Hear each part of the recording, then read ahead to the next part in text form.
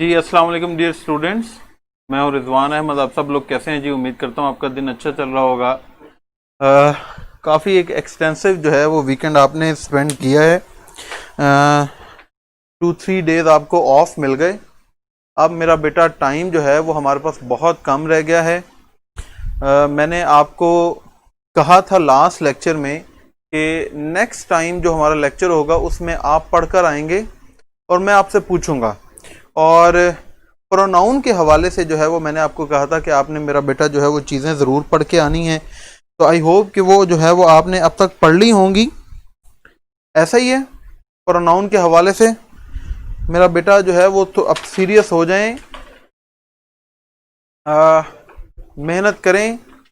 ये मैं आपको एश्योर करता हूँ कि पेपर आपका बहुत टफ नहीं होगा। इंशाल्लाह जो है वो पेपर आपका अच्छा होगा। खास करके जो इंग्लिश का पोर्शन है वो आसान ही होगा, क्योंकि मैंने जितने भी प्रीवियस देखे हैं उसमें ऐसा कोई मुश्किल चीज़ें नहीं हैं।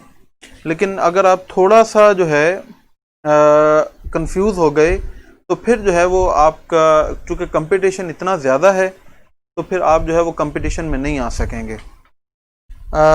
चलें, मैं अब क्या करने जा रहा हूं, मैं सेंटेंसेस लिखने जा रहा हूं और आपने मुझे बताना है कि इसमें क्या मिस्टेक्स हैं और इसमें क्यों मिस्टेक्स हैं।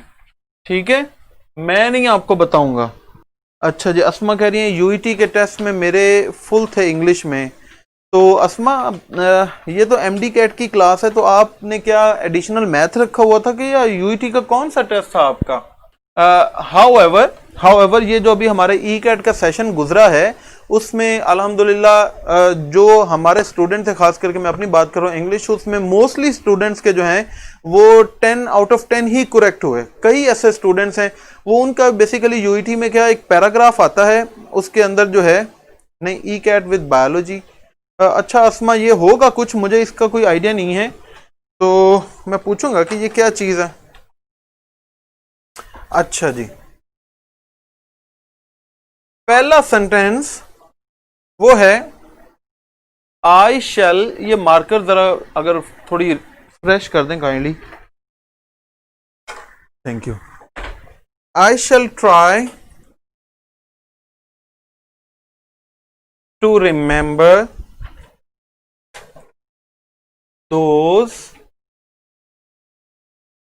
Old faces of yours, full stop. A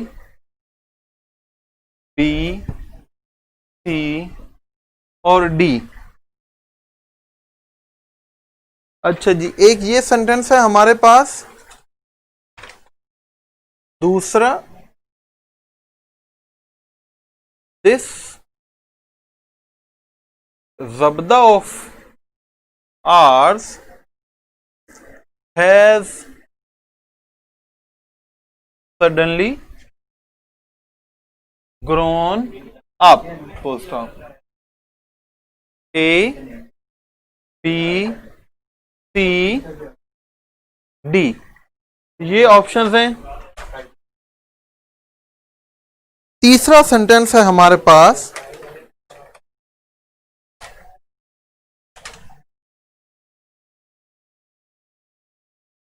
whom do you think has stolen my bag। अच्छा जी, तीसरा सेंटेंस हमारा ये है, ए बी सी डी। अच्छा जी,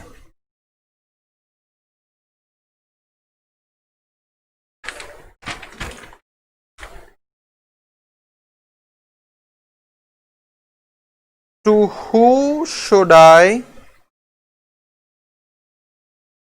कंप्लेन अगेंस्ट यू। एक, ये बी, ये सी और ये डी। अच्छा जी जी, ये सेंटेंसेस आपके सामने देखें।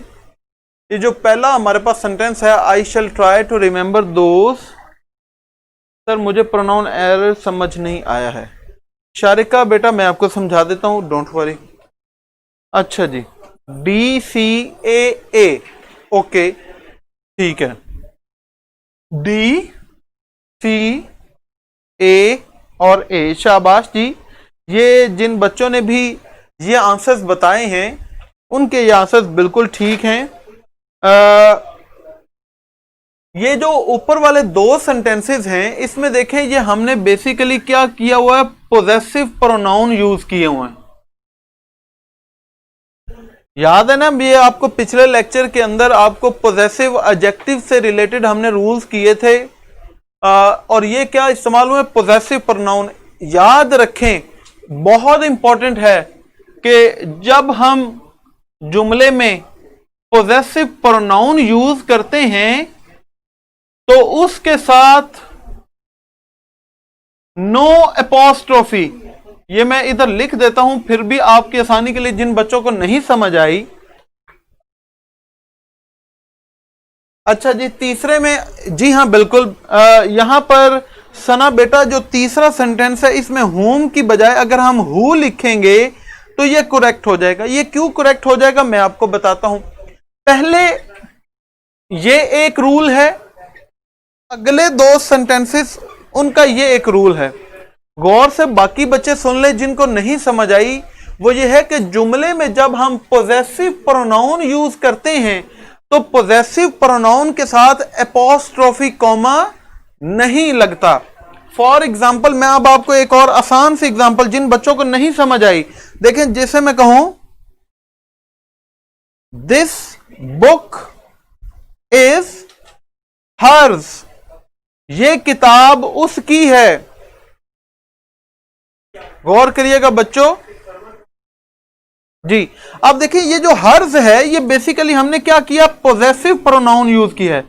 जब हम पोजेसिव प्रोनाउन यूज करते हैं, अब अगरचे कि हमने ये पढ़ा हुआ है कि अपोस्ट्रोफी कॉमा जो है ये पोजेशन को शो करने के लिए इस्तेमाल किया जाता है, लेकिन हम तो ऑलरेडी ही पोजेशन शो कर रहे हैं, ये हम पोजेशन शो कर रहे हैं ना। तो जब हम पहले ही पोजेशन शो कर रहे हैं तो फिर हमें डबल पोजेशन एपोस्ट्रोफी कॉमा लगाकर बताने की जरूरत नहीं है। अच्छा जी, अब आगे चलते हैं अगले रूल की जानिब। अगला रूल यह है कि देखें, हमारे पास बच्चों दो वर्ड्स होते हैं, एक है हु और एक है whom। याद रखें, हु जो है ये जुमले में सब्जेक्ट के तौर पर इस्तेमाल होता है और whom जो है ये ऑब्जेक्ट प्रोनाउन के तौर पर इस्तेमाल होता है। जब हमने ये वर्ड्स जुमले में इस्तेमाल करने, अगर तो उनको हम एज ए सब्जेक्ट इस्तेमाल कर रहे हैं, जैसे whom do you think, सोचने वाला कौन है, हु, तो यहां पर जब इसको हमने एज ए सब्जेक्ट इस्तेमाल करना है तो फिर हमने यहां पर whom नहीं लगाना, हम यहां पर क्या लगाएंगे, हु लगाएंगे। जब हमने इसी को ऑब्जेक्ट के तौर पर इस्तेमाल करना है तो फिर हम हु नहीं लगाएंगे, फिर हम क्या लगाएंगे, हम whom लगाएंगे। To whom should I complain against you, किसको शिकायत की जानी है, तो शिकायत करने का अमल किस पर होना है। तो जब यहां पर ये ऑब्जेक्ट के तौर पर इस्तेमाल हो रहा है तो फिर जुमले के अंदर ये whom आता है, ऑब्जेक्ट के तौर पर ये हु आता है। अच्छा हमरा बेटा, अगर आपकी वीडियो जो है वो स्टक कर रही है तो काइंडली अपने पेज को रिफ्रेश करें, अपना इंटरनेट कनेक्शन देखें और वीडियो क्वालिटी जो है उसको थोड़ा इंप्रूव कर लें या थोड़ा डिक्रीज कर लें। अच्छा जी, ये एमन ने एक और सजेशन दी है जी कि हमरा यूज इनकॉग्निटो टैब। अब मुझे नहीं पता इनकॉग्निटो टैब क्या होती है, लेकिन मे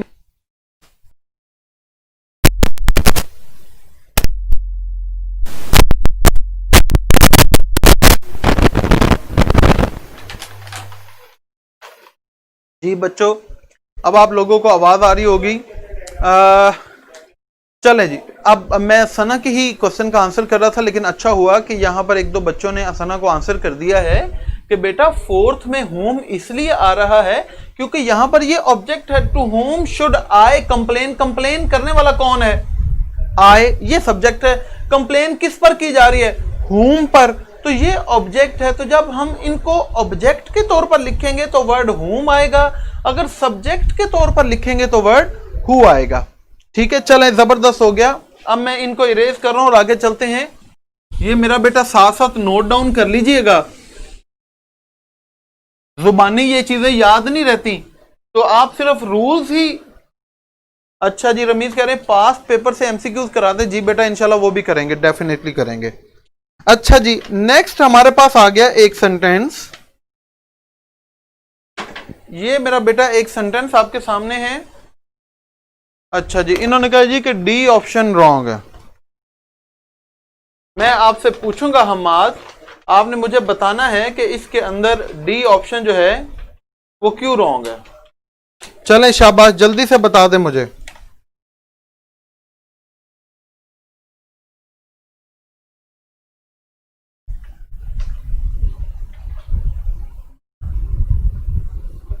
रीजन बताएं कि ये जो आप डी ऑप्शन बता रहे हैं किस में बता रहे हैं।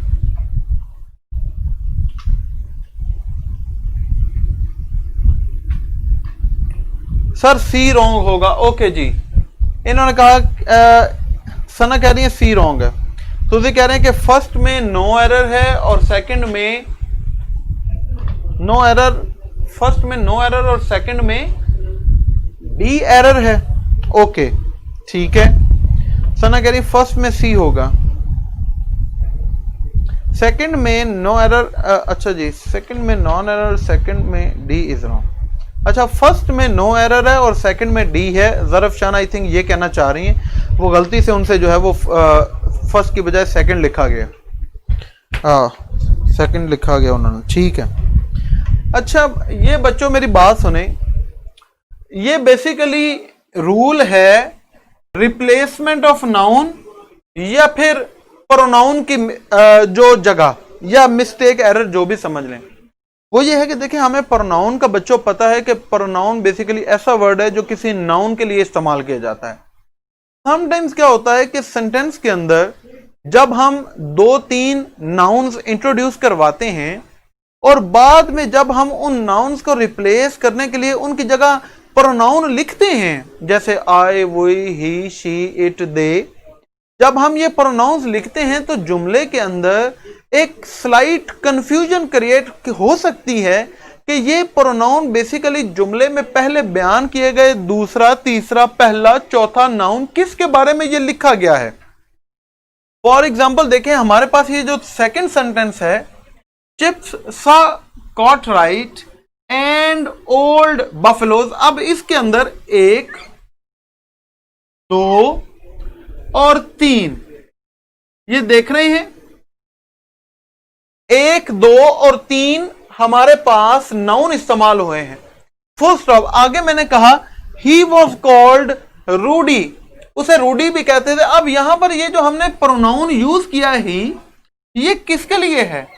ये बफलोस के लिए है, ये कॉट राइट के लिए है, कि ये चिप्स के लिए है। अब हमें इसके अंदर कंफ्यूजन आएगी, तो फिर ये गलत हो गया ना। तो अब अगर आप 2 प्रोनाउन का जिक्र कर रहे हैं, दो नाउन आपने लिखे और उनकी जगह आपने कोई प्रोनाउन रिप्लेस करना है, उनको आपने कोई प्रोनाउन लिखना है, तो आप बेसिकली क्या कर सकते हैं, आप वर्ड फॉर्मर या फिर जो है लेटर, अब ये वर्ड्स जो है वो यूज कर सकते हैं। LATTER, फॉर्मर और लेटर। अब फर्ज कर ले, देखें, Chips are Cartwright and old Buffles. अब मैं कहता हूं द फॉर्मर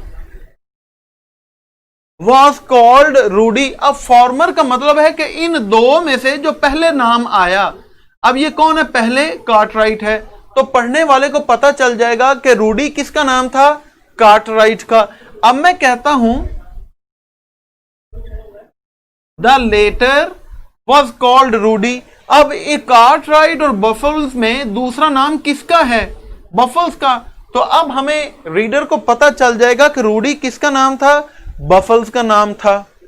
तो कंफ्यूजन को अवॉइड करने के लिए अगर आप 2 नाउन लिखते हैं और उनके बारे में आप एक प्रोनाउन लिखना चाहते हैं तो फिर आप फॉर्मर या फिर लेटर का वर्ड यूज करते हैं। अगर आप ऐसा नहीं करना चाहते तो फिर आप डायरेक्ट नाम भी लिख सकते हैं, जैसे चिफ सा Cartwright and old Buffles, full stop, Buffles was called Rudy.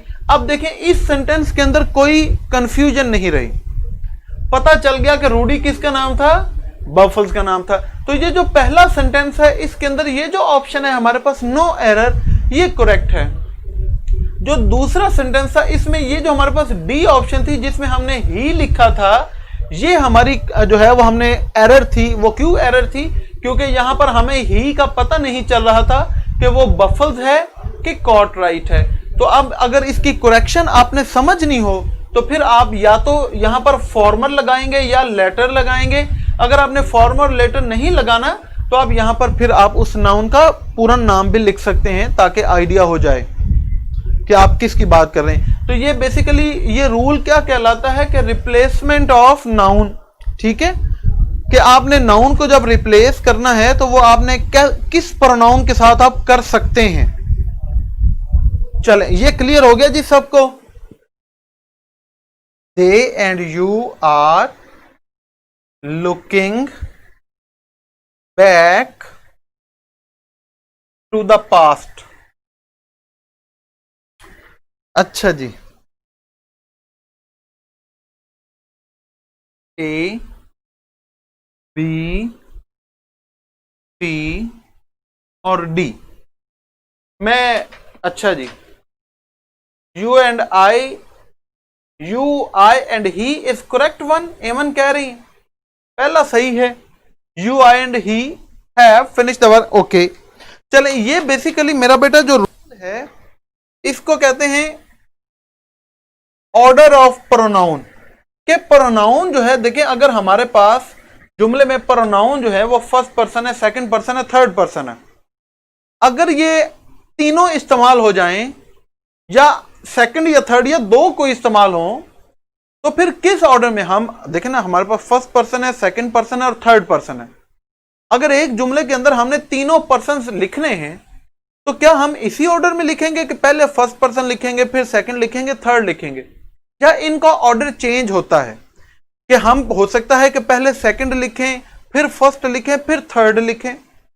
इनका क्या ऑर्डर है वो मैं आपके सामने कर देता हूं और इसमें मैं अभी आपको बताता हूं कि दूसरे सेंटेंस और तीसरे सेंटेंस के अंदर फर्क क्या है, ठीक है।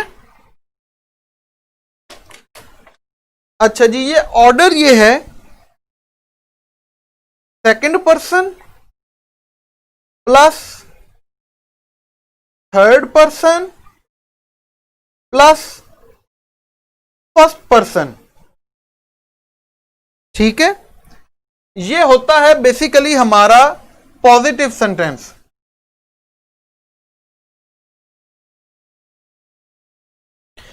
उसके बाद कोई अगर नेगेटिव सेंस है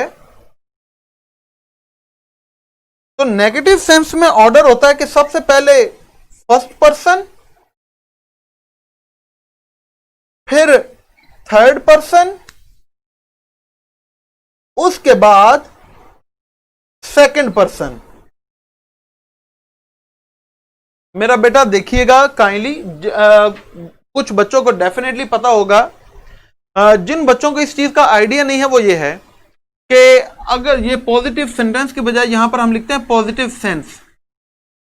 अगर तो हम जुमले के अंदर कोई अच्छी बात लिख रहे हैं, कोई कारनामा हुआ, कोई अच्छा काम हुआ और उसमें हमने फर्स्ट पर्सन सेकंड पर्सन और थर्ड पर्सन को लिखना है या इन दोनों में दो पर्सन को भी लिखना है, तो उसका ऑर्डर क्या होगा कि आप पहले नंबर पर लिखेंगे सेकंड पर्सन। अब फर्ज कर लें हम एक ऐसा सेंटेंस लिख रहे हैं जिसमें सेकंड पर्सन है ही नहीं, उसमें फर्स्ट पर्सन और थर्ड पर्सन का इस्तेमाल हुआ है, तो ऑर्डर यह है कि फिर अब ये दो पर्सन है तो इनमें पहले कौन आएगा, थर्ड पर्सन। तो पहले हम थर्ड पर्सन लिखेंगे उसके बाद हम फर्स्ट पर्सन लिखेंगे। अब फर्ज कर लें ये एक ऐसा सेंटेंस है जिसमें सेकंड पर्सन है और फर्स्ट पर्सन है, तो अब ऑर्डर क्या बनेगा कि पहले सेकंड पर्सन आएगा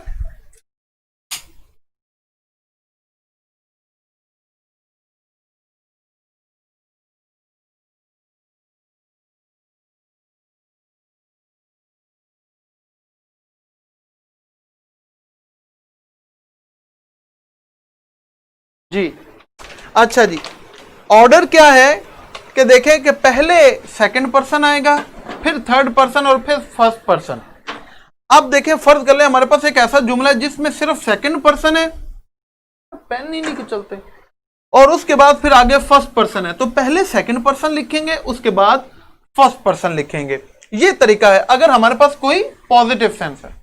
अगर हमने कोई जुमला लिखना है जिसमें कोई गलत काम हुआ है, कोई नेगेटिव सेंस वाला जुमला, नेगेटिव का मतलब एक तो हम डू नॉट डज नॉट कर लेते हैं, लेकिन एक ऐसा जुमला जिसकी सेंस नेगेटिव है, कोई बुरा काम हुआ है, जैसे ब्लेम है, कुछ चोरी है, फलां है, कुछ भी, अगर कोई गलत काम के लिए आपने कोई जुमला लिखना है तो उसका ऑर्डर क्या है कि पहले फर्स्ट पर्सन आता है, फिर थर्ड पर्सन आता है और उसके बाद सेकंड पर्सन आता है। अब देख रहे हैं, you I and he have finished the work. अब हमारे पास जुमला क्या है, काम मुकम्मल कर लेना। अब काम मुकम्मल करना इज ए पॉजिटिव थिंग, तो जब पॉजिटिव सेंस है तो ऑर्डर क्या होगा कि सबसे पहले सेकंड पर्सन आएगा, उसके बाद थर्ड पर्सन आएगा और उसके बाद फर्स्ट पर्सन आएगा। अब अगर नेगेटिव सेंस है तो फिर क्या होगा कि सबसे पहले हम क्या करेंगे, फर्स्ट पर्सन लगाएंगे, उसके बाद हम थर्ड पर्सन लगाएंगे और उसके बाद हम सेकंड पर्सन लगाएंगे। I, he and you are to be blamed. अब देखिए, ये ब्लेम लगना है, ये नेगेटिव सेंस है, बुरी बात है, कोई गलत काम हुआ है, तो फिर नेगेटिव जुमला अगर हमने को लिखना है नेगेटिव सेंस में तो फिर ये ऑर्डर फॉलो होगा। पॉजिटिव सेंटेंस लिखना है तो उसमें फिर आपका ये ऑर्डर फॉलो होगा। अब हमारे पास ये सेंटेंस नंबर 4 है, एंड यू।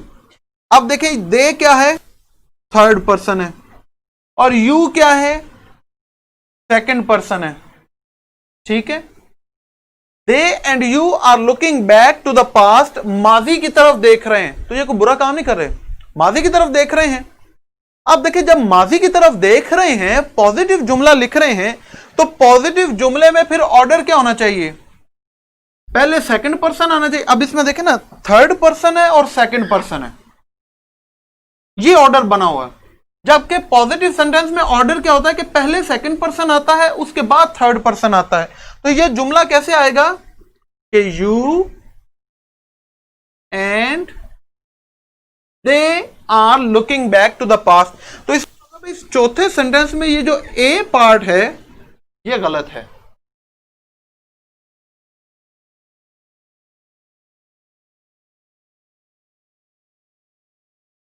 अब चौथे सेंटेंस के अंदर क्या गलती है ये समझ आ गई है आपको?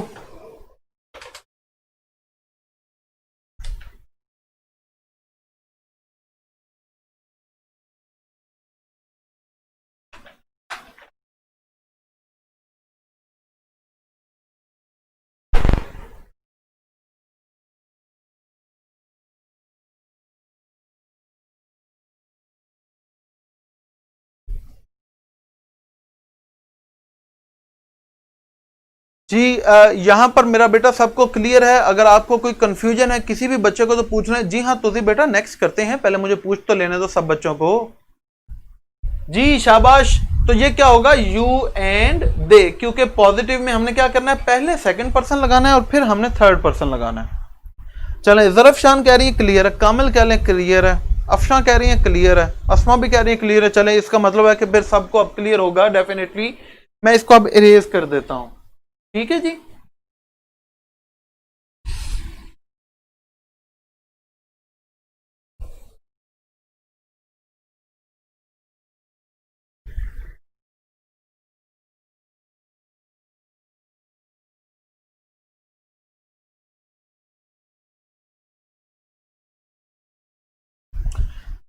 सना कह रही है 4-1 में कोई गलती नहीं होनी चाहिए, बट क्यों नहीं गलती होनी चाहिए? उसमें गलती है तो सही, उसमें ऑर्डर की गलती है, यही तो रूल है सारा बेटा, करवाया मैंने आपको बेटा। सना बेटा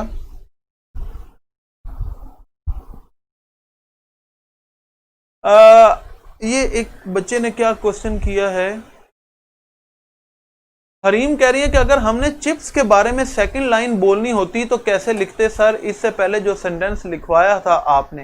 हरीम कौन से सेंटेंस की बेटा बात कर रही हैं आप, जरा पूछें मुझसे। अगर आपके पॉसिबल है तो कमेंट सेक्शन में हरीम लिखकर भेज दें। अच्छा जी, ज़रफ़ शान कह रही हैं कि टेस्ट, जी मैं सारे बच्चे गौर से सुन लें, कल का जो हमारा टेस्ट है उसके अंदर टोटल जो प्रोनाउन है उससे रिलेटेड हमारा टेस्ट होगा, प्रोनाउन ऐड होगा। सारा कह रही है मेरी वीडियो स्टक करिए, बेटा अपने पेज को रिफ्रेश करें। सर आपने कमेंट क्लियर होने के बाद पढ़े सना, चलें ठीक हो गया। ओके सना बेटा, सारे बच्चे गौर से सुन लें कि कल का जो हमारा टेस्ट है उसमें प्रोनाउन की एरर्स हैं सारी की सारी, ठीक है। आपने अच्छी तरह से इसको पढ़ लेना है।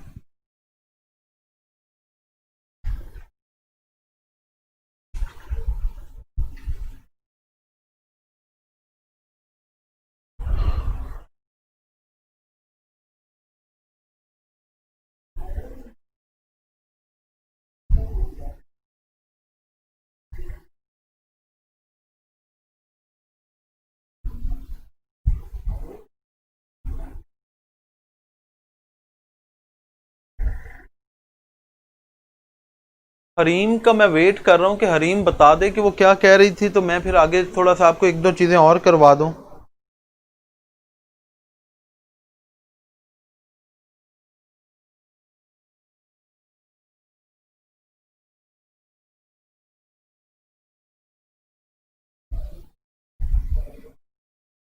चिप्स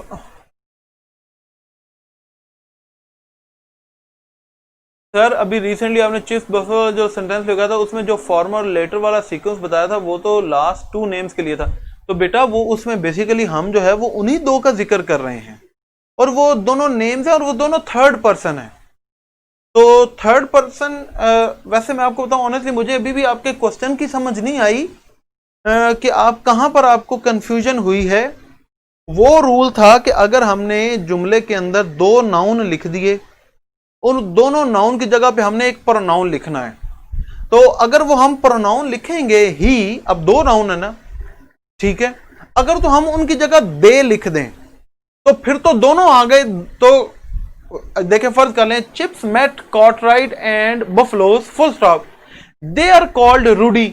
अब इसका मतलब है कि बफल्स भी और कार्टराइट भी दोनों, तो इसमें तो कोई गलती नहीं है। अब मैं कहता हूं Chips met Cartwright and Buffles full stop, he was called Rudy. अब यहां पर कंफ्यूजन होगी कि ही कौन है, कार्टराइट है कि बफल्स है। अब देखें, अब अगर मैं यहां पर करूं कि Chips met Cartwright and Buffles full stop, the former was called Rudy. Former का मतलब है कि ये जो दो आगे हमने नाउन यूज किए हैं उनमें से पहले आने वाला, तो इसका मतलब है कार्टराइट। अगर मैं कहूं लेटर तो इसका मतलब है बफल्स, तो अब यहां पर कोई एरर नहीं है। या फिर अगर मैं ये फॉर्मर और लेटर नहीं लिखना चाहता तो मैं यहां पर उसका नाम लिख दूं कि Chips met Cartwright and Buffles full stop, Cartwright was called Rudy. अब कोई गलती नहीं है इस सेंटेंस के अंदर। जब मैं कहूं बफल्स वॉज कॉल्ड रूडी, इसमें कोई सेंटेंस के अंदर गलती नहीं है। लेकिन अब इसमें अगर सीक्वेंस से रिलेटेड आपको कोई कंफ्यूजन आई है तो देखें चिप्स, कार्टराइट, बफल, ये तीनों नेम्स हैं और ये तीनों ही थर्ड पर्सन है। तो जब तीनों ही थर्ड पर्सन हैं तो फिर इसमें तो सीक्वेंस जो है वो उसका इशू आता ही नहीं है। आई होप कि मैं आपको बेटा समझा पाया हूंगा। ओके, अच्छा रमीज कह रहे हैं कि अगर हमने चिप्स की बात करनी हो तो फिर क्या, तो हम चिप्स का नाम लिखेंगे ना, चिप्स का नाम लिखेंगे तो पता चलेगा, अगर नहीं लिखेंगे तो हम कैसे पता चला सकते हैं। तो उसमें फिर नेम आना जरूरी है, उसमें प्रोनाउन जो है वो नहीं लिखा जा सकता।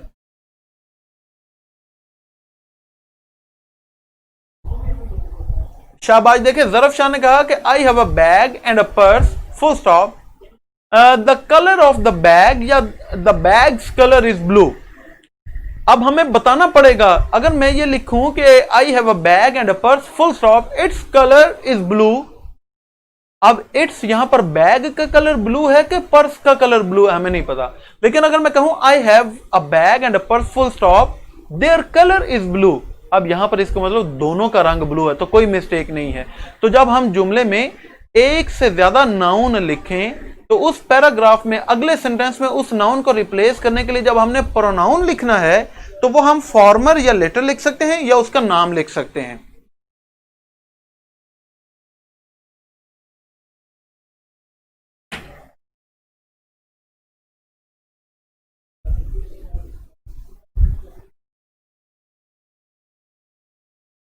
अच्छा जी, सारा कह रहे हैं Chips are Cartwright and old buffalo he was called Rudy. Sir अगर चिप्स ना ने रूडी ना कहना हो तो वो कैसे लिखेंगे? तो इनमें तो बेटा ये तो उसका निक नेम है ना, तो निक नेम तो हमें लिखना पड़ेगा सारा बेटा। अगर हम ये कहें कि चिप्स वॉज कॉल्ड रूडी तो फिर हम उसको इस तरह लिख देंगे कि Chips was called Rudy as well. अगर हम चिप्स के हवाले से बात करना चाह रहे हो तो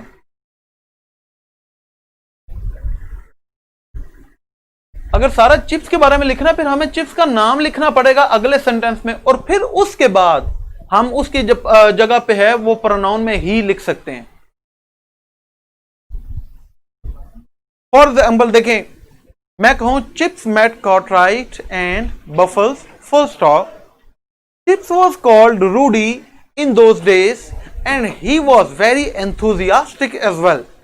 अब यहां पर देखें, पहले हम ये ही लिखने से पहले हम चिप्स को क्लैरिफाई करेंगे कि यहां इस सेंटेंस में हम ही किसके लिए लिख रहे हैं, चिप्स के लिए लिख रहे हैं।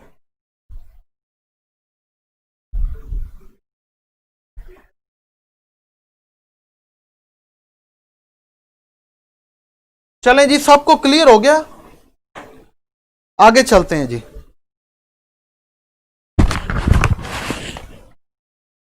अगला मैं एक सेंटेंस लिखने लगा हूं। He loves me and Aslam full stop. He loves Aslam and me। ये एक सेंटेंस है हमारे पास, और दूसरा एक सेंटेंस है It is like the land I and your brother used to farm here।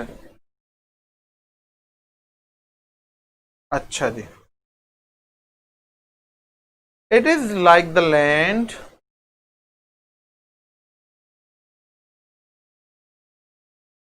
your brother and I used to farm। चलें hair की जगह बस ये फार्म कर लेते हैं। अच्छा जी, एक ये सेंटेंस है। बेसिकली ये रूल क्या है? रूल ये है कि जो प्रोनाउन आई प्लस मी, ये जो है कम बिफोर नाउन। ये याद रखें, ये रूल प्रोनाउन का ये है कि सारे जो प्रोनाउन हैं दे कम आफ्टर नाउन।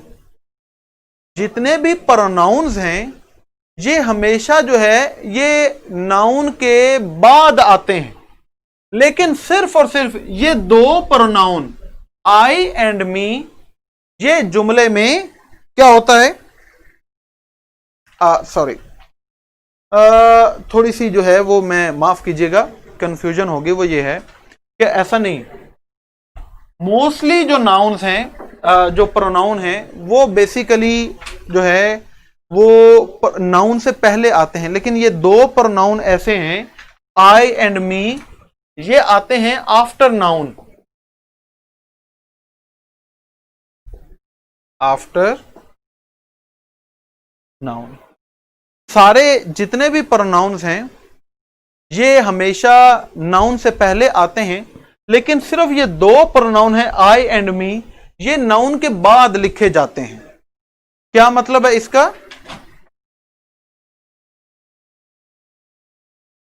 कि अगर हमने ये दो प्रोनाउन लिखने हैं तो इसमें नाउन पहले आएगा और प्रोनाउन जो है ये बाद में आएगा।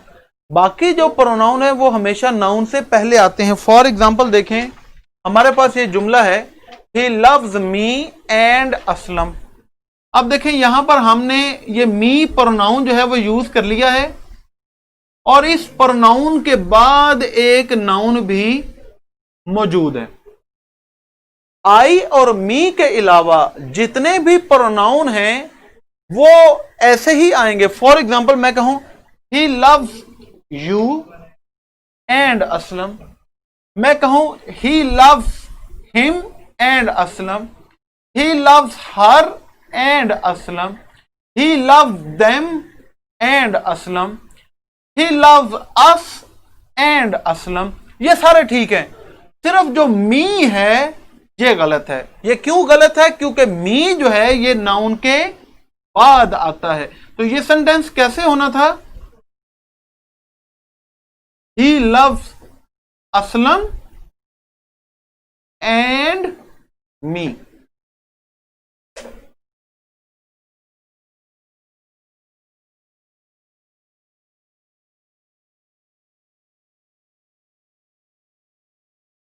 अब ये देखें अगला सेंटेंस है, it is like the land. अब यहां पर हमने प्रोनाउन आए जो है ये इस्तेमाल कर लिया है और उसके बाद हमने जो है वो एक नाउन जो है वो इस्तेमाल किया है। तो नाउन बाद में आया है और ये प्रोनाउन जो है ये पहले आ गया है, तो लिहाजा ये सेंटेंस जो है ये रॉन्ग हो गया। इसमें सही सेंटेंस क्या होना चाहिए? It is like the land. अब ये नाउन पहले आ गया और प्रोनाउन जो है वो बाद में आ गया, तो लिहाजा हम कहेंगे कि ये हमारा सेंटेंस। शाबाश। Your brother and I.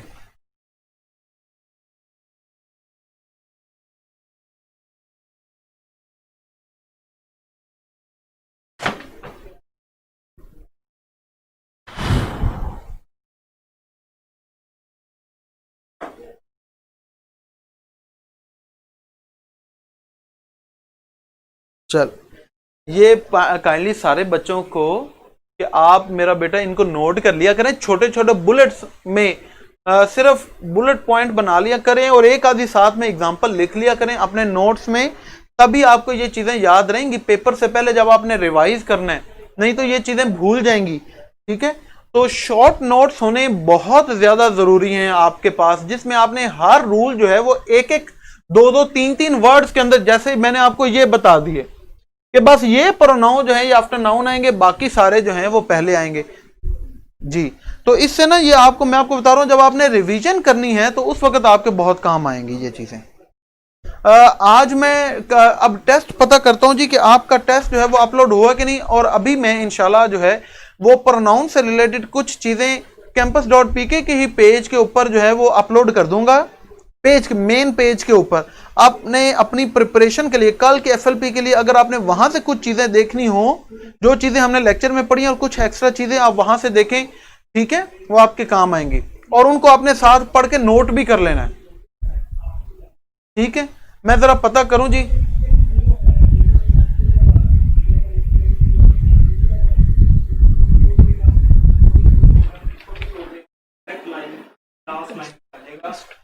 ये चीज क्या है इसे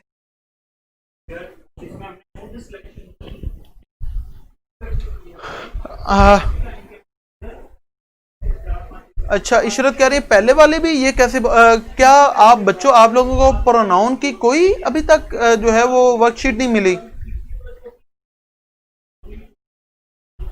क्या बच्चों आप मुझे बता सकते हैं, अगर आप माइंड ना करें, तो क्या प्रोनाउन की आपको अभी तक कोई वर्कशीट नहीं मिली? मैंने जो है वो प्रोनाउन पढ़ाने से पहले 2 वर्कशीट्स जो हैं वो प्रोवाइड कर दी थी कि काइंडली ये अपलोड कर दें। अच्छा जी, ये तो इसका मतलब अभी तक कोई वर्कशीट नहीं मिली, ये बड़ी ज्यादती है। मैं बेटा आज ही जो है वो रिक्वेस्ट करूंगा कि हमारी टीम मैनेजमेंट से कि आज को ही जैसे जो मर्जी हो, आज आपको 2 वर्कशीट्स एटलीस्ट प्रोनाउन की वो मिल जानी चाहिए इंशाल्लाह। एक दो जो है वो कल मैं और भी प्रोवाइड कर दूंगा, तो ये 3-4 वर्कशीट्स आपके पास प्रोनाउन की हो जाएंगी। नहीं रमीज बेटा, मैंने नहीं अपलोड करनी होती, मैंने सिर्फ प्रोवाइड करनी होती है। अपलोड जो है वो हमारी टीम करती है। नहीं आर्टिकल से रिलेटेड भी मैंने दी हुई थी। आर्टिकल से रिलेटेड भी क्या कोई आपको वर्कशीट नहीं मिली? मैं खुद आज देखता हूं जी। ठीक है कामिल बेटा, ऐसी बात नहीं करते। ये इंशाल्लाह जो है वो आपको मिल जाएंगी, डोंट वरी।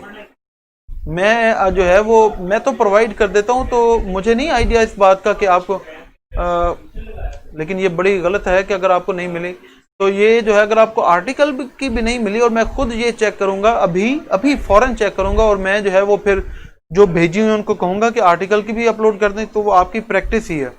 ठीक है चलें इंशाल्लाह अब नेक्स्ट लेक्चर में आपसे मुलाकात होगी। अपना ख्याल रखें, दुआ में याद रखें। अच्छा सा टेस्ट जो है वो कल का आपने प्रिपेयर करना है इंशाल्लाह। एक नए टॉपिक के साथ जो है वो हाजिर होंगे। अल्लाह हाफिज।